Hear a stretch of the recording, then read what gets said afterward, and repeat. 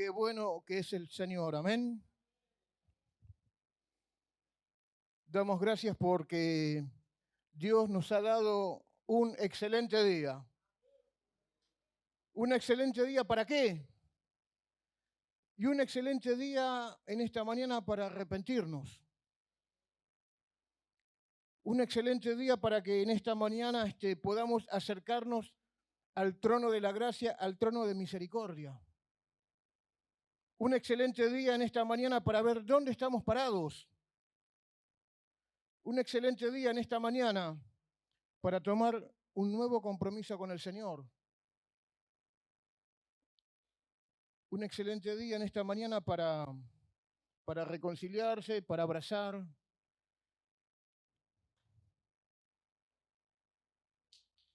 ¿Cuántos dicen amén? ¿Qué significa amén? Si no lo hacemos, ese amén no tiene ningún valor. Dice, vamos a hacer un compromiso con Dios, amén. Pero si no lo hacemos, no tiene ningún valor. ¿Cómo se lo explico? A ver. Bueno, en una oportunidad, esta es una ilustración, un judío y un cura, en aquellos lugares del lado de Turquía, donde se arman esas peleas que vemos en las películas, ¿no? Que los meten ahí y ahí está el vale todo. Dos entran y uno salen. ¿Cuántos vieron eso? Y bueno, peleaba un musulmán con un católico. ¿Cuántos están escuchando? Bueno. Entonces, antes de empezar la pelea, el católico, ¿qué hace?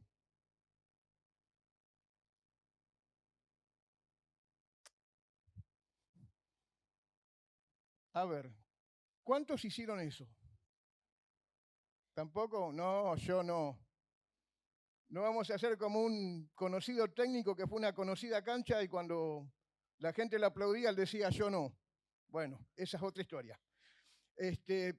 Entonces se persigna el católico, ¿no? El peleador. Y el judío lo mira y entonces le pregunta al cura. Dice, ¿qué significa? Antes de la pelea. Y el cura le dice, si ese hombre no sabe levantar las manos, eso no significa absolutamente nada. Lo van a matar a piñas. ¿Se entiende? Muchas veces nos quedamos con lo exterior. En este caso lo exterior era persignarse, pero si ese hombre no sabía pelear, eso no le servía de nada. Y si yo vengo acá, grito gloria a Dios, amén, aleluya, Cristo vive y todo eso que nos gusta tanto, y pegamos un saltito para el Señor, si a eso después no le ponemos lo otro, tampoco va a significar nada. Y a su nombre. Bueno, quiero dar gracias en esta mañana porque ayer tuvimos una clase magistral. Lástima que se lo perdió. Qué triste. Pero no fue la clase no fue magistral por el maestro, no, fue magistral por los alumnos. Porque vio como cuando uno dice, bueno, ahora que se está poniendo bueno, pero ya termina. Y ya no te dan ganas que termine, ¿no? Porque empezaron a entender la dinámica y empezaron a hacer preguntas y empezaron a cuestionar y empezaron a opinar. Y eso es bueno. Y estuvimos hablando de una serie de cosas que es una pena, una tristeza que se lo haya perdido. Estamos viendo el Evangelio de Mateo, ¿no? Y por un momento salió ahí en la conversación que es estar limpio por dentro y limpio por fuera. ¿Cuántos quieren saber qué es lo que significa estar limpio por fuera? Bueno, va a tener que venir a las clases bíblicas, hermano. Porque estar limpio por fuera no es la corbata, no es la pollera, no es el peinado, no está hablando de otra cosa. Que lo que estuvieron en la clase ya lo saben. Entonces cuando salen a hablar no andan hablando, mirá lo que está diciendo. No, ya saben lo que significa. ¿Cuántas veces decimos, por ejemplo, esta frase, ¿no? Qué bueno que estamos en la gracia, que ya no estamos en la ley, porque si no, y una de las cosas que estábamos viendo, eh, que la gracia es superadora. La gracia pone la vara más alta que la ley. Nosotros a veces tenemos un concepto equivocado. No, ahora como estamos bajo la gracia, a ver, la ley dice, esto es lo que estábamos compartiendo ayer, que yo para pecar, yo le tenía que pegar una trompada a Ariel. Mientras yo no le pegara la trompada, yo era inocente. ¿Cuántos están escuchando? Eso es lo que dice la ley. Pero la gracia pone la vara más alta. ¿Por qué? Porque la Biblia dice que si yo me enojo con Ariel, es como que le hubiera pegado una trompada ya. ¿Se va entendiendo? Ese es el compromiso de la gracia. No es que la gracia nos da ciertas libertades para por ahí tener una vida licenciosa. No, nada que ver. La gracia nos compromete más en lo que pensamos, en nuestras actitudes, en nuestras motivaciones. Porque la ley solo se sujetaba a lo exterior, pero la gracia trata con nuestro corazón. Así que el Señor nos ayude, hermano. Hay un título por allí. Dios bendiga la vida de Lucas. Muchas veces no nos olvidamos de reconocer a los hermanos que están trabajando y es importante, amén. Dice la Biblia que reconozcamos y estimamos. Dios bendiga a los músicos. Yo vengo de la generación de los 80, no había músicos. Y los que vienen de esa época más o menos se acordarán.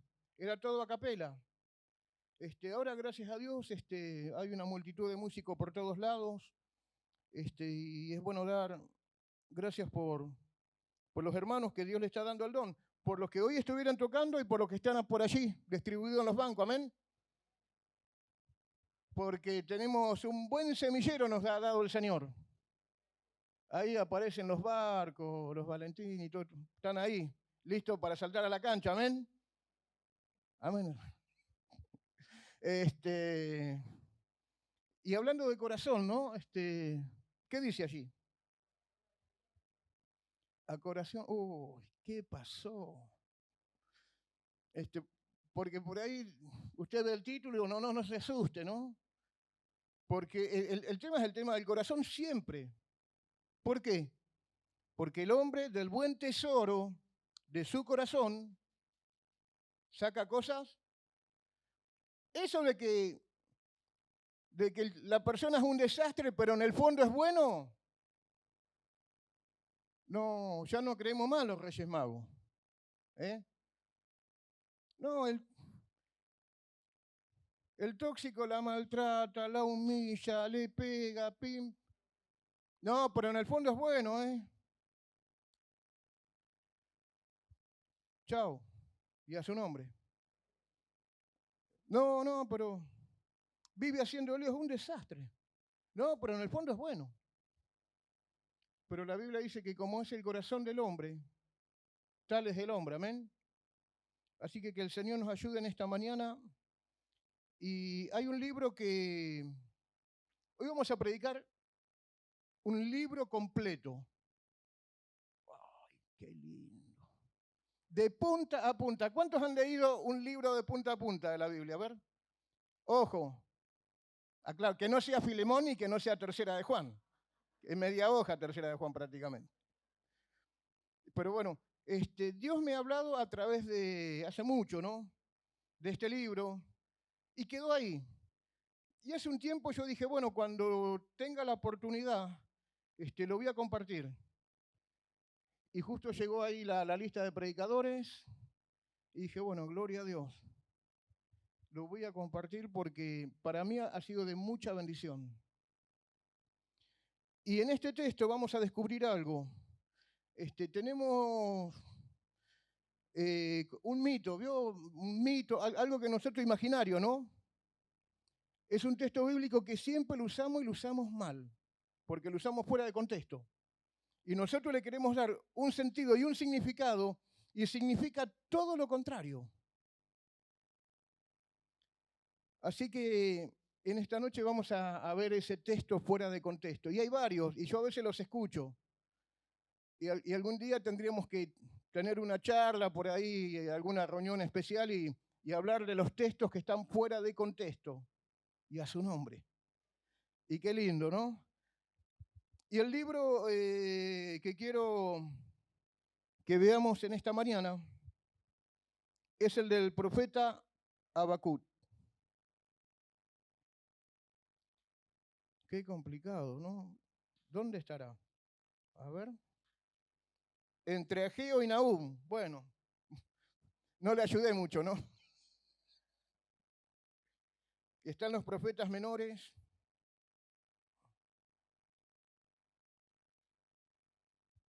Yo creo que si alguien le puso Habacuc a su hijo, debe saber el significado, ¿no? A ver, ¿cuál es el significado de Habacuc? ¿Se acuerdan?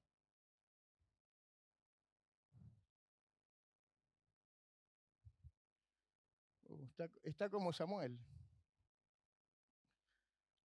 ¿Qué significa Habacuc? Más fuerte. Amén. ¿Cuántos se quieren abrazar? Pero con el Señor, ¿no? No, con y tenemos este profeta. Este profeta aparece en el año 605, 607 a.C. Y es muy importante la fecha. Muchas veces nos preguntamos, ¿para qué sirven las fechas? Y las fechas son importantes porque nos pone en contexto, nos hace ver un panorama de por qué el profeta va a hablar lo que va a hablar. Y para los que estuvieron en el seminario, yo les he comentado en esta materia de sinóticos, cuando hicimos una introducción de que como el último reino, que fue el reino de Judá, de Jerusalén, caía bajo el imperio babilónico. Y eso fue en el año 586 o 87, le dicen algunos, antes de Cristo. Así que estamos hablando aproximadamente de 20 años. 20 años antes. Dios ya venía hablando de muchos años, pero 20 años antes aparece Habacuc, trayendo la última advertencia de parte de Dios.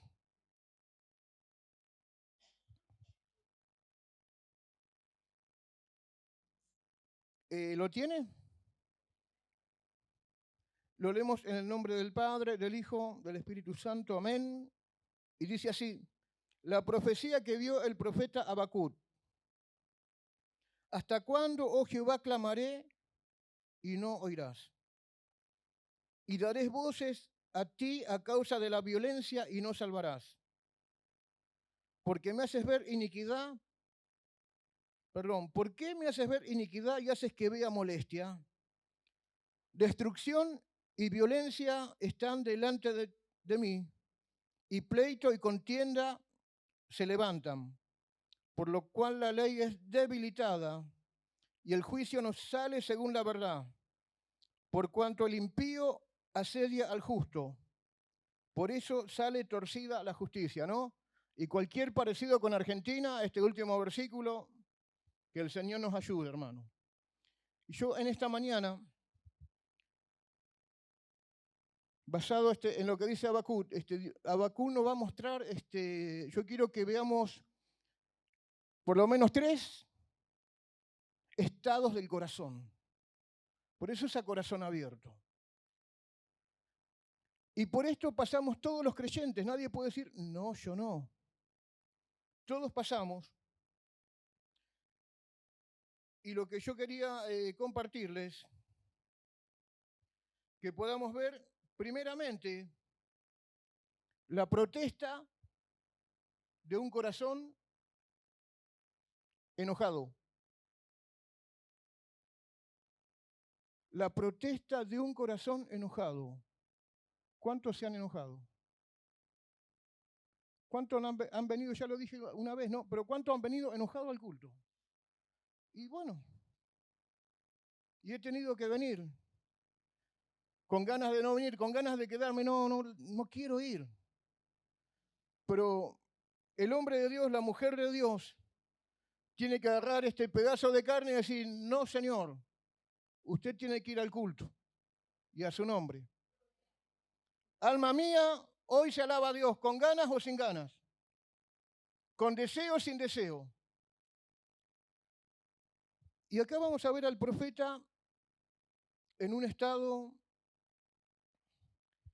enojado, quejoso, y después vamos a ver la tercera y última parte, cómo concluye esta historia. Porque estos son procesos que todos los creyentes vamos a ir pasando. Entonces, Habacuc, él empieza a mirar la injusticia, la desigualdad, porque lo que reinaba en aquel tiempo en Judá era la desigualdad. Era muy parecido a lo que estaba pasando en Argentina. Los poderosos tenían mucho y los pobres no tenían nada. Los poderosos hacían sus fiestas, se embriagaban, etcétera, y el pueblo estaba con las migajas. Eso estaba sucediendo. ¿Qué más estaba sucediendo? Los jueces eran corruptos, eran sobornados por los poderosos. Y por eso, como acabamos de leer, la justicia se debilitaba y salía torcida. Lo mismo que está pasando en este país. ¿Cuántas veces vemos el noticiero y vemos ahí algún papá, alguna mamá pidiendo justicia por un hijo asesinado, etcétera, ¿no?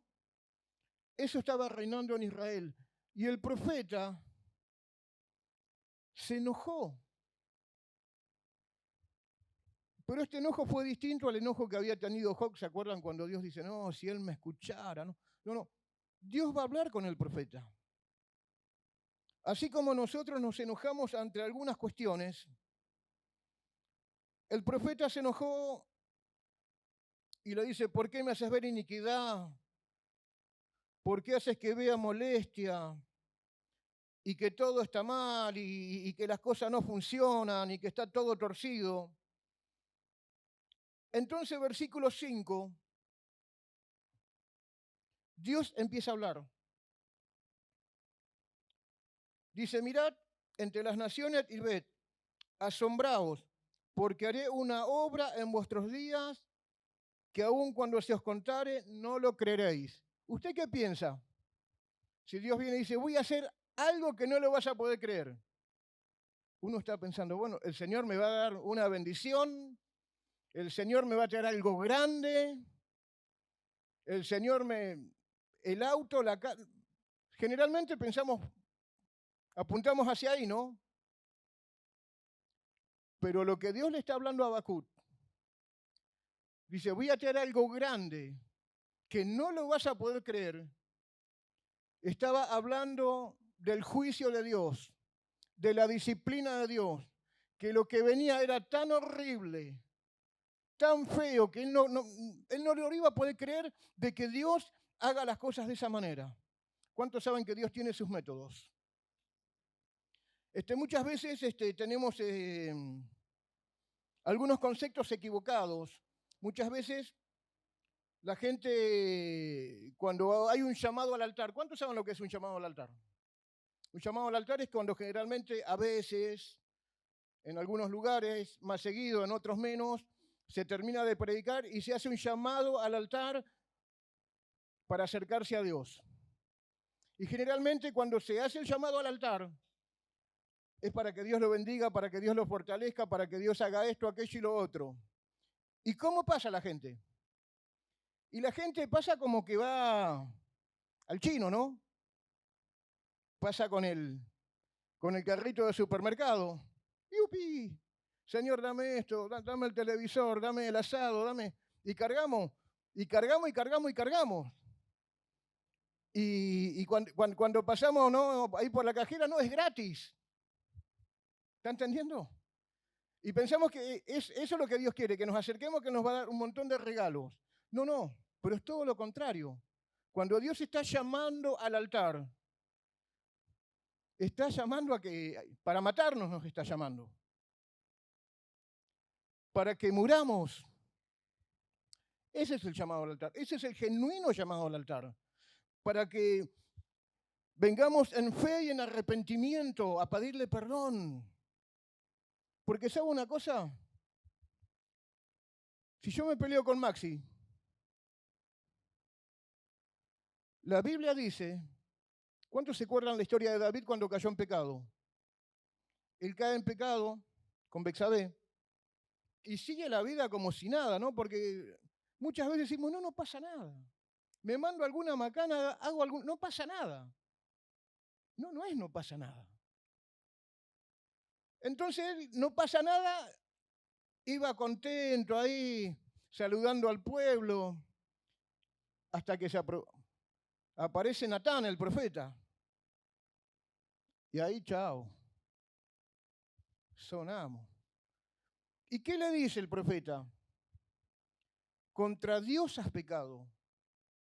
Porque todos los pecados primeramente son contra Dios y luego contra las personas.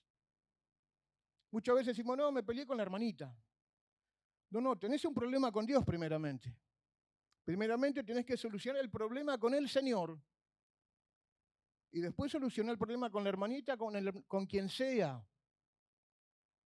Y de eso estaba hablando Habacuc. Yo quiero que, para que consideremos, ¿no? A ver, en Hebreos 12:6. ¿Alguien lo puede leer?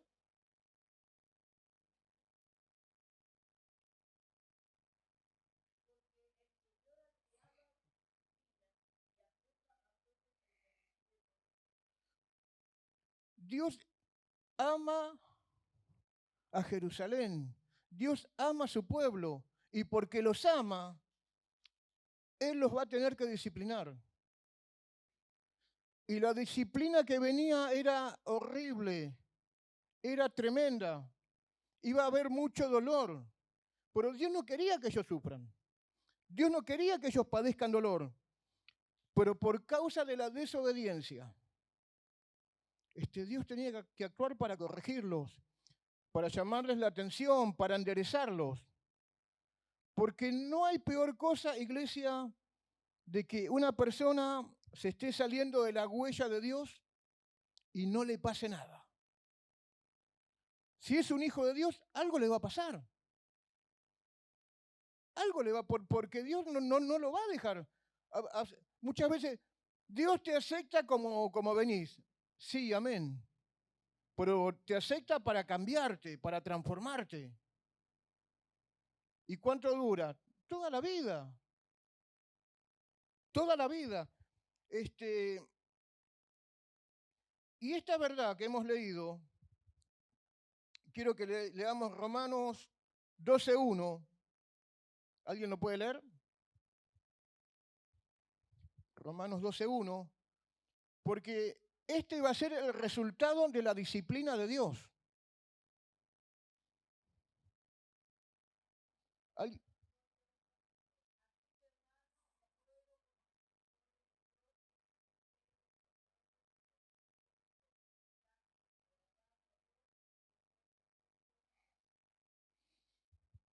¿Qué significa?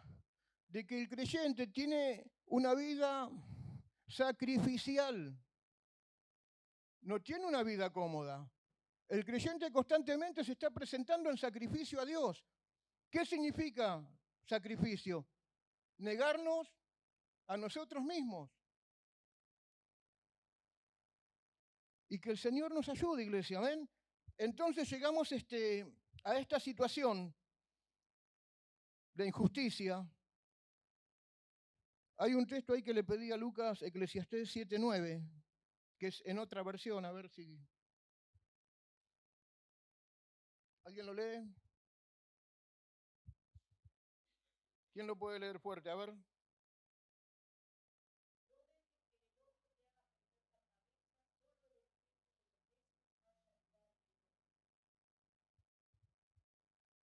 El hombre de Dios, la mujer de Dios, estaba perdiendo la cabeza. El profeta de Dios estaba perdiendo la cabeza. Muchas veces cuando hablamos de algunas cuestiones pensamos, no, son para los nuevos. No, nos afecta a todos. Y el profeta de Dios estaba perdiendo la cabeza. Y Dios en su misericordia empieza a tratar con su vida, porque Dios lo podía haber tirado a la oreja, lo que sea, ¿no? Pero Dios empieza a tratar con su vida y le empieza a hablar. Y le dice, porque aquí, versículo 6, yo levanto a los caldeos, una nación cruel y presurosa que camina por la anchura de la tierra para poseer las moradas ajenas. Formidable es y terrible. De ella misma procede su justicia y su dignidad. Y hay toda una descripción acerca de los caldeos. ¿Quiénes son los caldeos? Los caldeos, el imperio babilónico. Los caldeos habían surgido, esto lo vimos también en la introducción de Signótico. Los caldeos surgen, los babilónicos surgen y empiezan a aplastar a los demás imperios. Y lugar que iban, arrasaban, hacían desastre. Entonces el profeta, aquí entramos en el punto 2, empieza a quejarse. ¿Por qué? Porque dice, ¿cómo vas a traer a esa gente que son peores que nosotros para que nos vengan a corregir? Nosotros los podemos corregir a ellos. Pero Dios estaba trayendo a lo peor de lo peor para disciplinar a Israel. Y aquí, como se dice vulgarmente, parecía que el remedio era peor que la enfermedad. Porque si las cosas estaban mal, se iban a poner peores. Y eso es lo que sucede cuando imitamos al antiguo pueblo de Dios.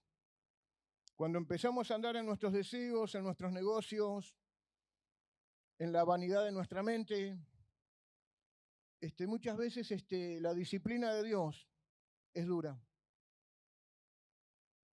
Es dura, iglesia.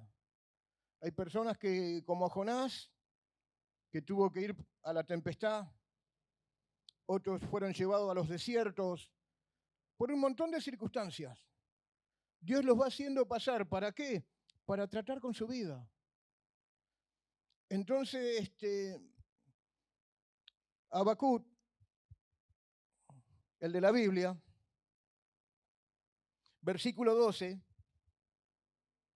le dice, ¿no eres tú desde el principio, oh Jehová, Dios mío, santo mío? No moriremos, oh Jehová, para juicio lo pusiste y tú, oh roca, lo fundaste para castigar. Muy limpio eres de ojo para ver el mal, ni puedes ver el agravio. ¿Por qué ves a los menospreciadores y callas cuando destruye el impío al más justo que él? Y allí en los versículos siguientes está hablando del ejército de Babilonia.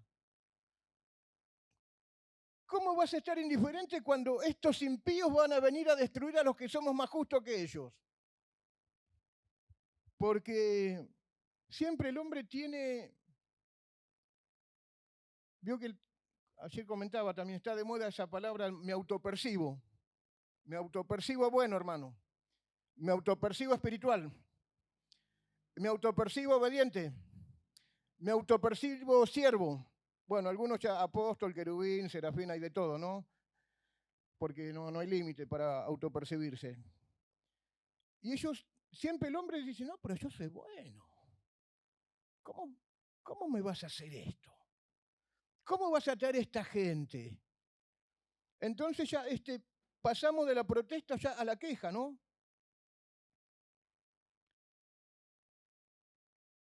Si no queremos que vengan los caldeos, empecemos a hacer las cosas bien, iglesia. Si no queremos que venga, si no queremos tomar esa medicina, mire, los chicos de ahora están recontra bendecidos. Porque usted le va a dar un antibiótico de banana. ¿De qué querés, papi? ¿De banana, de frutilla? ¿Qué gusto te gusta? ¿Manzanita? Cuando yo era chico, ya no me acuerdo hace cuánto, te daban unos remedios. Estoy sano, ¿viste? Milagro, vení para acá. Me agarraban entre cuatro, taparle la nariz, abrirle la... ¿Eh? Bueno, si no queremos tomar el remedio, cuando te dicen abrigate porque hace frío en la casa, abrigate, ¿no? Cuando te dicen llévate un paraguas porque lleva el paraguas, porque no haces caso, te enfermas y después viene la cuchara maldita, ¿no? Bueno, por ahí los chicos de ahora muchos no lo entienden porque, bueno, me quiero enfermar, me quiero enfermar. Yo tenía la nieta, ay, Dios, tenía un ibuprofeno, creo que era de frutilla, algo de eso. Me duele, me duele.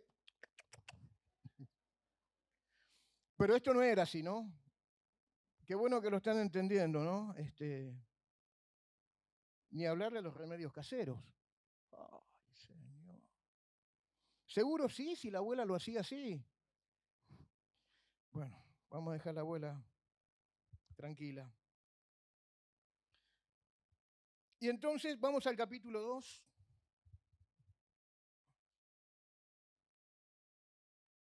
Y allí Habacuc, si estaba enojado, ahora está más enojado.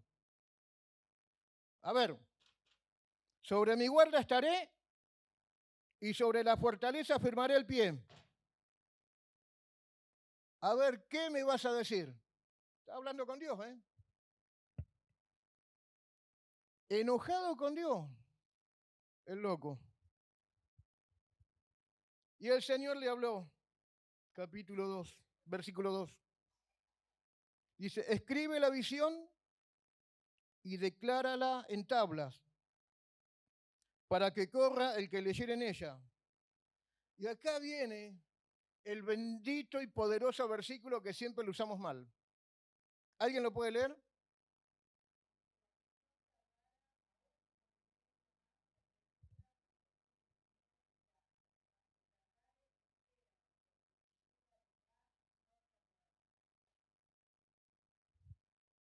¿Cuándo usamos este versículo? Ahí se va. Dios tiene un propósito con tu vida. Yo sé que hoy no estás viendo nada, pero la Biblia dice que aunque la visión tardara por un tiempo más, se apresura, va a venir, va a llegar a tu vida. ¿Cuántos lo hemos usado así este texto? ¿De qué viene hablando el Señor? El Señor viene hablando, como dice el misionero, viene lazo, viene chicote, viene juicio.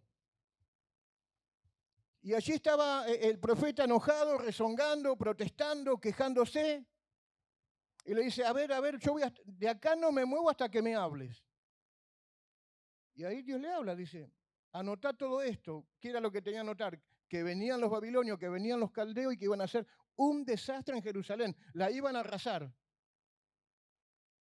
Y es ahí cuando le dice, y aunque la visión tardara, porque la visión iba a tardar 20 años en llegar, por eso es importante a veces considerar la fecha para ver de qué se está hablando. Aunque la visión tardara, 20 años después, Nabucodonosor llegó a Jerusalén. Hicieron un desastre. Ya lo hemos visto en Evangelios Sinópticos. Lamento por aquellos que no están cursando, no saben lo que se han perdido. Hasta hemos pasado algún videíto y a su nombre. Así que, si este texto usted lo estaba usando o pensaba usarlo para animar a un hermano, no lo use más. Porque no está hablando de ánimo. Está hablando que se viene el juicio, la disciplina de Dios. De eso está hablando. Y ahora pasamos a otro versículo muy profundo. ¿Quién puede leer lo que sigue? El 4. 2:4.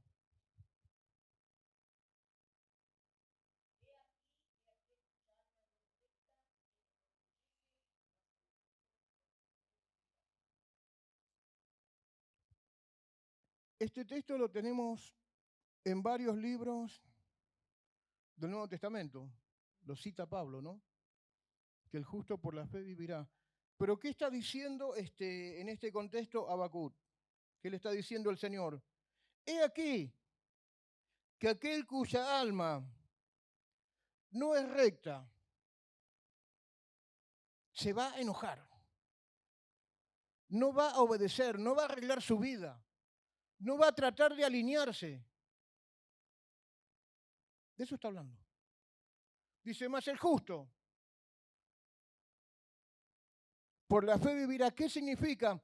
Que aquel que es creyente, aquel que fue justificado, aquel que nació de nuevo, cueste lo que le cueste, él va a seguir adelante. De eso está hablando. Mas el justo por su fe vivirá. Y se está hablando de la justificación en este texto que se va a aclarar luego en el Nuevo Testamento. Allí en la carta de Romanos, de Gálatas, de Hebreos mismo también la cita. Y después el Señor, seguimos adelante con el libro, versículo 6.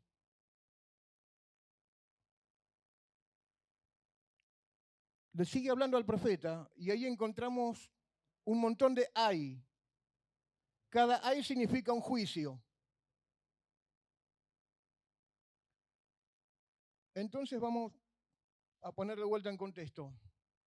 El pueblo es un desastre, Dios está cansado de hablarle porque hacía décadas y décadas y décadas que le venía hablando que había que arrepentirse, que había que convertirse, que había que volverse a Dios.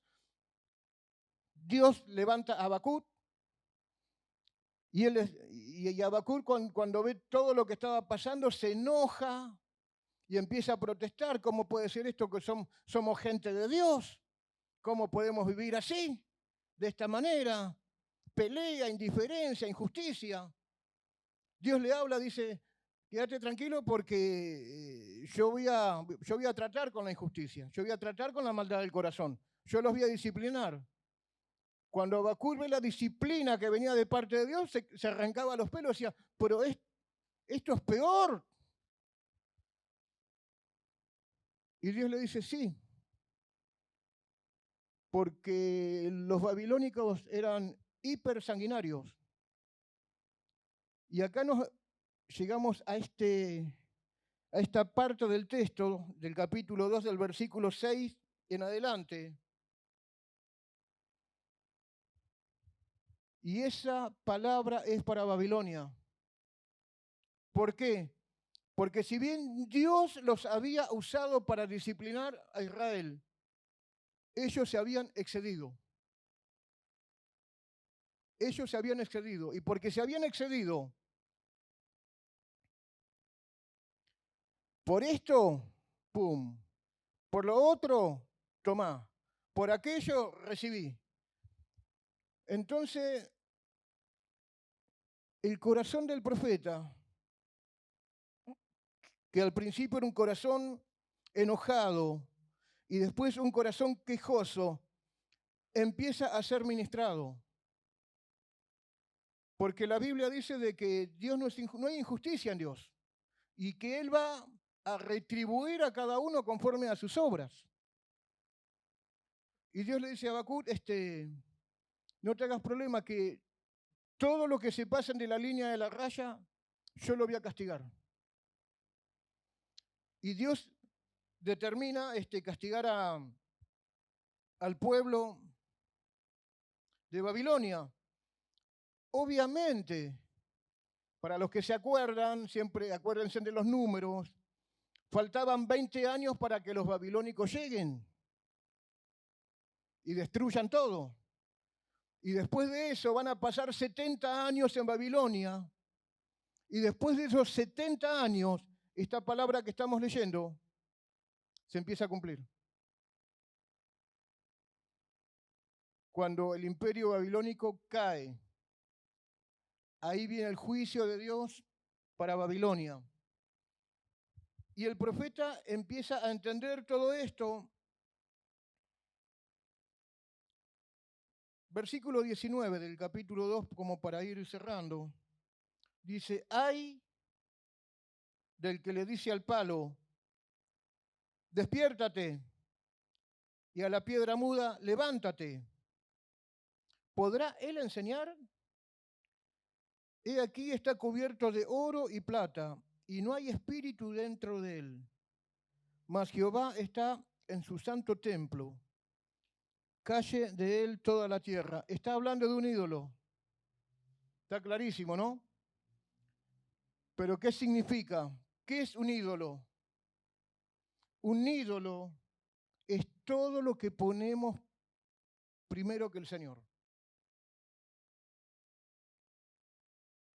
Yo podría nombrar varios ídolos, pero muchos se van a sentir por aludido y esa no es la idea. Pero me puedo poner yo, ¿no? De pronto pongo la música primero. Che, ¿sabés que toca el gordo Luis Salina, un guitarrista, uno de los mejores de Argentina? No, me regalaron la entrada.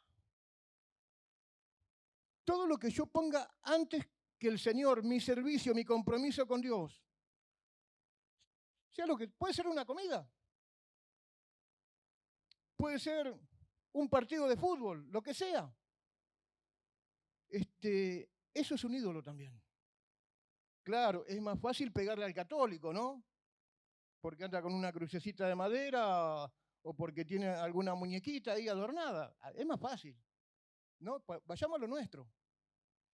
Todo lo que está antes de nuestro servicio a Dios, eso es un ídolo. ¿Cuántos lo saben? Que el Señor nos ayude. Y vamos a entrar ya en la conclusión de este sermón. Habíamos visto primeramente un corazón enojado de por qué pasa esto, aquello, lo otro. Después un corazón quejoso de que el hombre, la mujer de Dios se empieza a quejar por cómo Dios hace las cosas. Ah, no, a mí no me gusta así. No, pero Dios no nos llamó para que nos guste algo. ¿Cuántos están entendiendo eso? Dios no nos llamó para agradarnos a nosotros, nos llamó para que le agradáramos a Él y a su nombre. Ese es el tema. El problema es que durante muchos años ha surgido un evangelio antropocéntrico de que todo gira alrededor mío. No, nosotros tenemos que girar alrededor del Señor. Durante muchos siglos había una teoría de Ptolomeo de que la Tierra era el centro y que el Sol y las estrellas y todos los demás planetas giraban alrededor de la Tierra. Hasta que apareció, y ahora se me fue el nombre, Galileo, pensé que era Copérnico, iba a decir, hasta que apareció Galileo y dijo, muchachos, estamos equivocados. El centro es el Sol, nosotros estamos girando alrededor. La Iglesia Católica lo quiso mandar a la hoguera. Y eso pasa en nuestras vidas. A veces pensamos que las cosas tienen que girar alrededor. No, nosotros giramos alrededor del Señor y de su obra y a su nombre. ¿Sabe que en Corintios, el Señor usa a Pablo y Pablo escribe y le dice, el que destruye el templo, ¿qué va a pasar? Dios lo va a destruir a él. Y capítulo más adelante vuelve a decir, el que destruye el templo. Ahora bien, cuando nosotros tomamos esos dos textos, tienen dos significados diferentes. ¿Qué es lo que marca lo que significa una palabra? El contexto. Eso los sábados lo vemos, ¿no? Para la palabra mundo, si usted va al original es cosmos. Y en cualquier palabra que usted encuentre mundo, lo investiga, es cosmos. Ahora, ¿qué determina el significado de cosmos? El contexto. Muchas veces la Biblia habla como el mundo, como la creación de Dios. De tal manera amó Dios al mundo, está hablando de las personas. Pero después Juan dice, el mundo pasa y sus deseos. Está hablando del sistema. Entonces, en estas dos palabras que usa Pablo cuando escribe a la iglesia de Corintios, cuando dice primeramente el que destruye la iglesia, se está refiriendo a la comunidad de creyentes. ¿Por qué lo dice? Porque empezaron a haber divisiones y se empezaban a pelear. Yo soy de Ariel, yo soy de Martín, yo soy de Anito, no, yo soy de Sebastián. Y empezaron, claro, los que eran de Ariel cuando hablaba Sebastián no le daban ni la hora. No, a mí me importa lo que... O viceversa. Cuando hablaba Sebastián, los que eran de Anito, no, lo que diga Sebastián. A mí me interesa lo que diga Anito. Eso lo estamos viendo, en ese contexto Pablo lo dice. Ojo, tenemos que trabajar para la unidad de la iglesia. Y en la segunda vez recién cuando dice, no sabéis que sois templo, ahí sí se refiere a nuestro cuerpo. ¿Y qué significa eso? Dice, bueno, no hay que andar tomando, no hay que andar fumando. Es mucho más que eso. ¿Qué estás comiendo? ¿Cómo estás del colesterol? ¿Cómo estás del azúcar?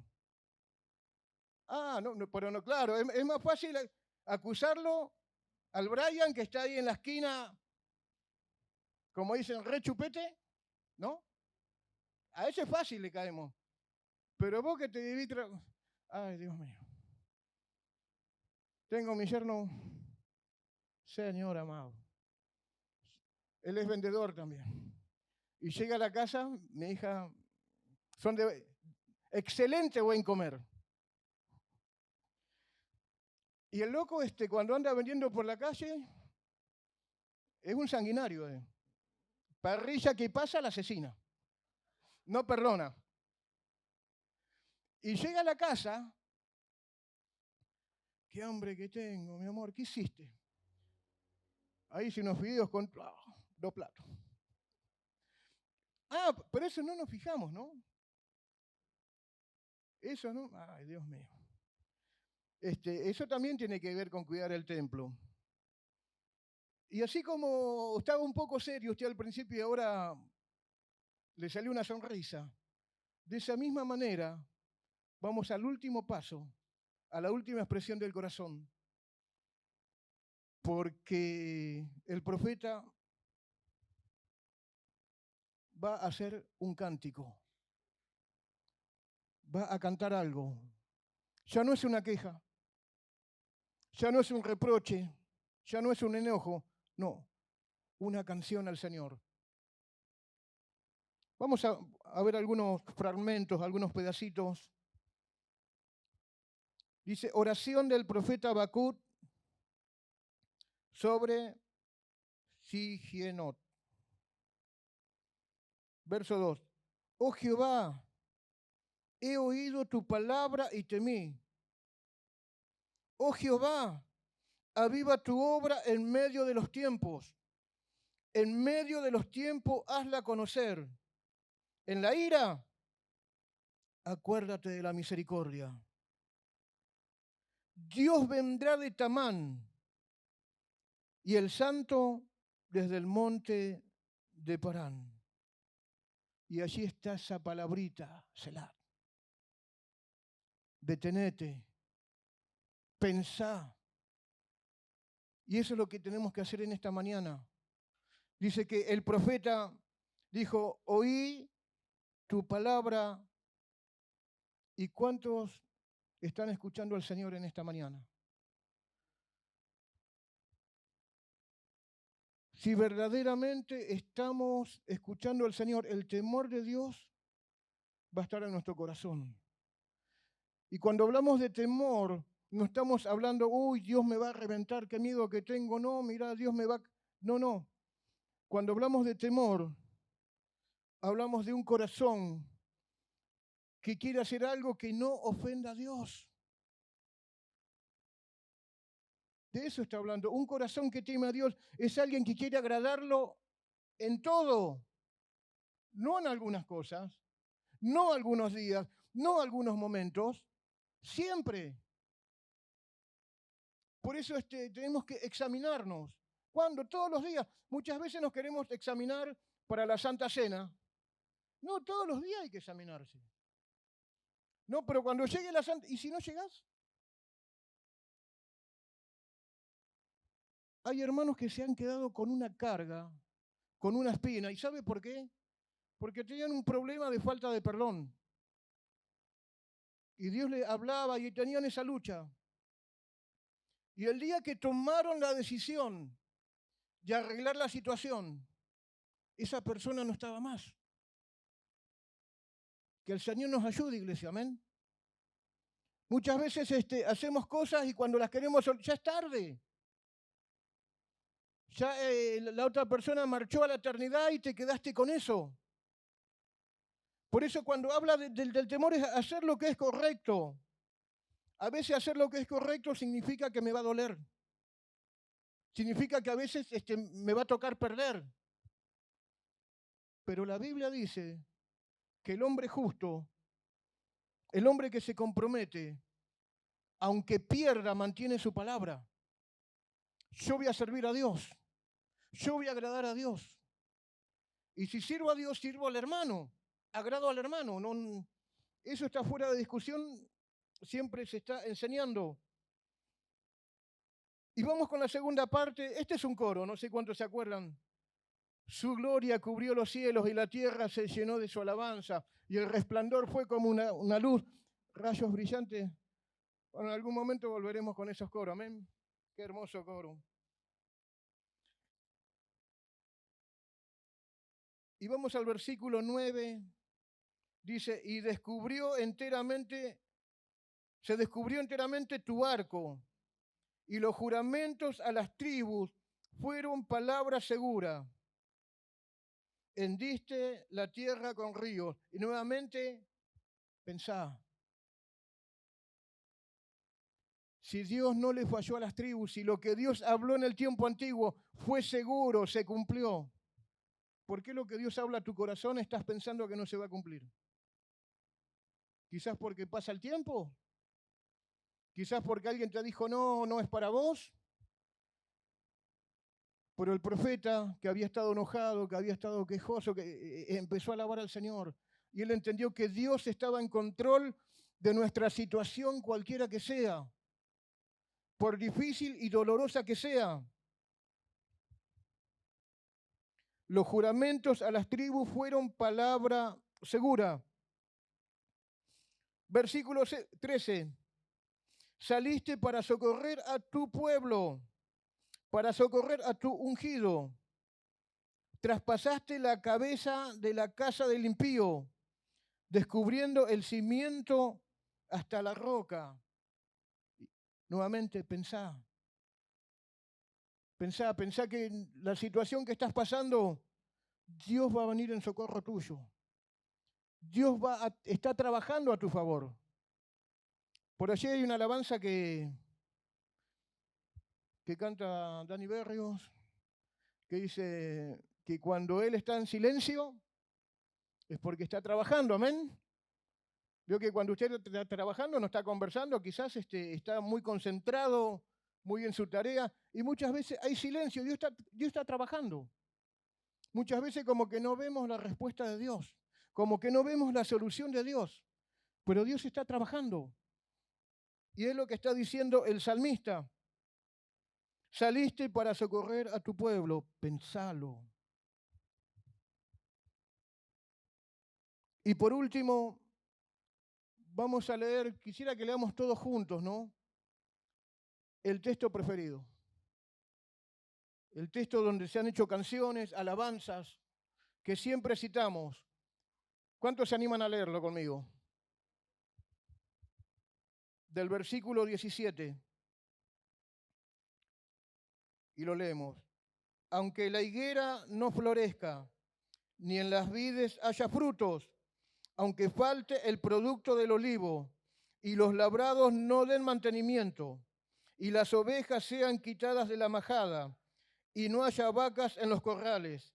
Con todo, yo me alegraré en Jehová, y me gozaré en el Dios de mi salvación. Jehová el Señor es mi fortaleza, el cual hace mis pies como de siervas y en mis alturas me hace andar. Amén. Hemos leído todo el libro con estos 3 temas principales. Nadie puede decir que yo no me enojo, yo no protesto. Nadie puede decir que yo no me quejo. Pero qué bueno cuando llegamos a la mitad del libro y Dios empieza a ministrar, a hablar a nuestras vidas. Si eso está sucediendo, vamos a llegar al tercer paso. La etapa de la alabanza, la etapa de confiar en Dios de lado. Ya no me importa el problema, no me importa lo que me hagan, no me importa lo que me falte, lo que no tenga, las ausencias, los vacíos. Cuando no está Cristo en nuestra vida, eso nos aplasta. Pero ya en Cristo, ya sabemos que Él está con nosotros y su gracia es suficiente. No importa si lo que yo no pueda o lo que deje de alcanzar. El salmista decía, aunque falte todo, mi gozo es Él. ¿Cuánto pueden decir lo mismo? Mi gozo es Él. Yo no sé en qué etapa estás pasando. Por ahí estás en un tiempo de protesta a causa de cosas injustas, a causa de cosas que quizás no entendés, a causa de situaciones, y por ahí como que estás protestando, por ahí estás pasando por el proceso de Dios, y viene la queja, ¿no? ¿Y por qué? ¿Y por qué? ¿Por qué me haces ver días malos? Para que veas la misericordia de Dios, para que veas lo que yo voy a hacer en tu vida, para que veas mis milagros. Por eso muchas veces, ¿por qué vemos maldad? Para que vos veas lo que yo voy a hacer. Para que vos consideres de que cuánto te amé, de que podría ser vos el que está en el otro equipo. Cuando entendemos estas cosas, pasamos a la tercera etapa. Por eso, qué bueno que en esta mañana podamos estar a corazón abierto. No delante del predicador, no delante del hermano, ni siquiera delante de tu familia. A corazón abierto delante del Señor. Póngase de pie en esta mañana.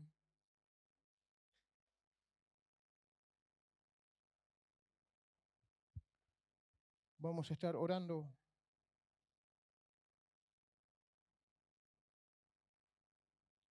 Y quizás tengamos que decir, ¿no? Como Habacuc, Señor, háblame. Yo no me pienso mover. No le estoy diciendo que se quede en el templo. Es una posición espiritual. Señor, yo no me voy a mover de tu presencia, pero yo necesito que me hables. Quizás lo que Dios nos hable no es lo que pensábamos que queremos escuchar, ¿no? Porque muchas veces Dios nos dice cosas que nosotros no queremos. Pero que en esta mañana podamos ver cómo está nuestro corazón y qué vamos a hacer. ¿Sabe cuál es el problema de los problemas? Es que reaccionamos mal.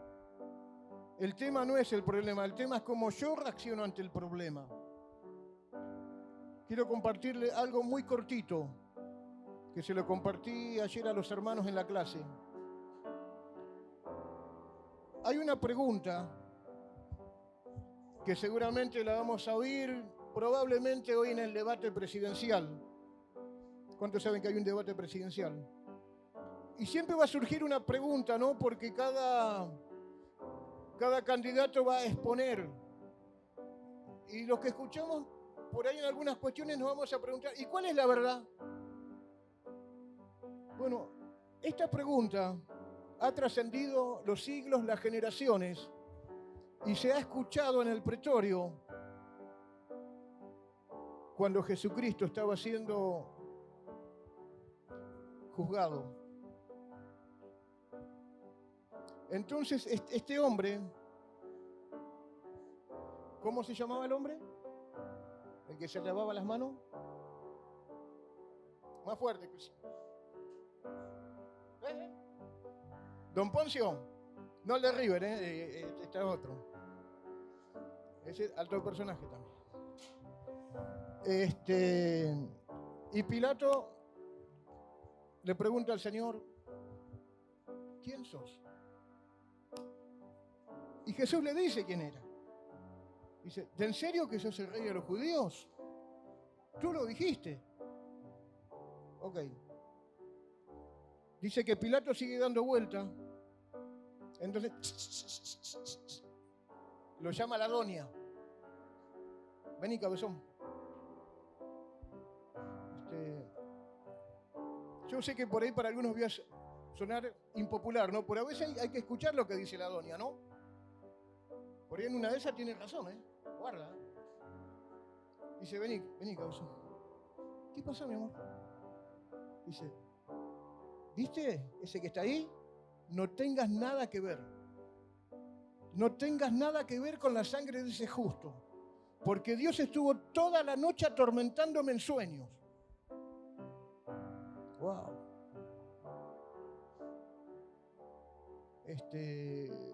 Yo creo que algunos tienen experiencia de no haber escuchado a la doña y después. ¿Sabe cuál es la palabra preferida de las doñas? Cuando te dice algo y vos no hiciste caso, ¿cuál es? Te lo dije. Esa es la frase preferida, el te lo dije. Y Pilato seguía dando vuelta. Entonces dice, fue con los fariseos. Y muchachos, ¿qué hacemos? ¿Qué dijeron los fariseos? Crucificarle. Y Pilato se quedó de pronto parado como ustedes están parados y como yo estoy parado en esta mañana en este lugar. Y Pilato tuvo que tomar una decisión. Y la pregunta es, ¿qué decisión vas a tomar vos con Jesús? Ya conocemos la historia. Pilato no escuchó a Jesús. Pilato no escuchó a su esposa. Pilato escuchó al sistema, escuchó a la multitud y tomó la decisión de crucificar al maestro. Sabemos de que la historia estaba escrita, pero nuestra historia, que no la conocemos, se está escribiendo. Y la pregunta es en esta mañana para orar, ¿qué vas a hacer vos con Jesús? ¿Vas a ser como Habacuc, que has escuchado su palabra y vas a temer? ¿Y vas a encontrar el gozo, la alegría, la esperanza, todo en Él? ¿O qué decisión vas a tomar? Voy a seguir medio. Un fin de vengo, el otro vemos.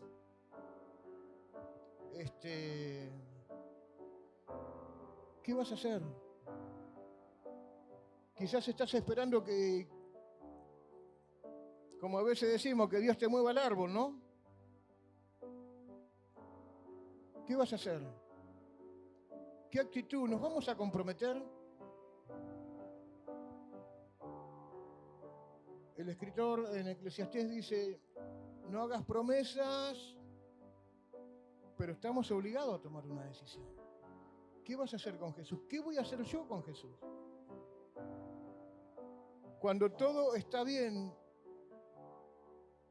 cuando están los milagros, cuando están las maravillas del Señor, cuando Jesús va entrando a Jerusalén y extienden las palmas y todos lo vivan y está el aplauso y está la alegría, ahí estamos todos con el Señor.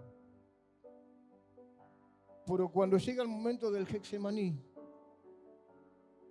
cuando llega el momento de la vía dolorosa, ¿qué vas a hacer con Jesús? Dice que a él lo dejaron solo por un momento, porque estaba escrito de que heriré al pastor y esparciré las ovejas. Pero ¿qué vamos a hacer con Jesús? ¿Lo vamos a abandonar? ¿Lo vamos a dejar? ¿Nos vamos a comprometer? ¿Los vamos a tener ahí como un adorno? Cuando lo necesito lo uso, cuando no lo necesito soy yo. Esa es la pregunta en esta mañana. ¿Qué vamos a hacer? ¿Vamos a hacer como Habacuc? postrándonos en alabanza y en adoración delante de Él. Que el Señor nos ayude a tomar una decisión sabia. Quiero que sepas que el propósito de Dios es que nosotros cada día,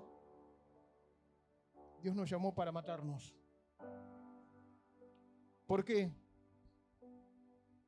Porque el que muere una vez, dice la Biblia, no vuelve a morir jamás. ¿Cuántos dicen amén a eso? El que muere una vez, no vuelve a morir jamás.